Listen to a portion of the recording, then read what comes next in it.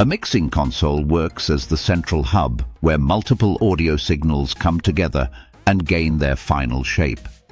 It receives sound from microphones, instruments, or playback devices and lets the engineer control each source individually before sending everything towards speakers or recording systems.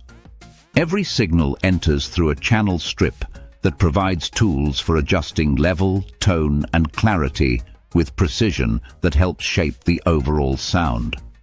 The gain control sets the initial strength of the signal, allowing quiet sources to be lifted and loud ones to sit comfortably within the console.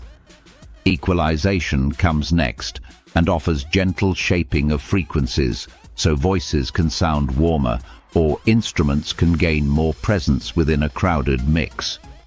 Additional controls allow the engineer to route signals toward effects like reverbs or delays, creating depth and space that enhance the listening experience.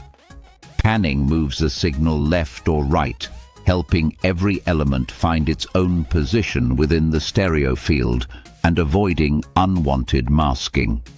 The fader then adjusts the final volume of each channel, letting the engineer blend all sounds into a balanced and cohesive image.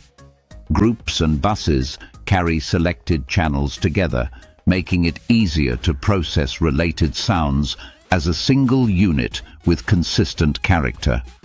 Finally, the master section gathers all mixed elements and delivers the finished result to speakers, headphones, or recording equipment with stable and controlled output.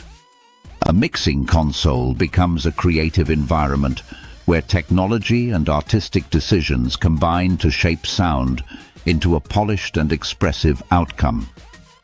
If you enjoyed the video, give it a thumbs up, comment, and share it with your friends.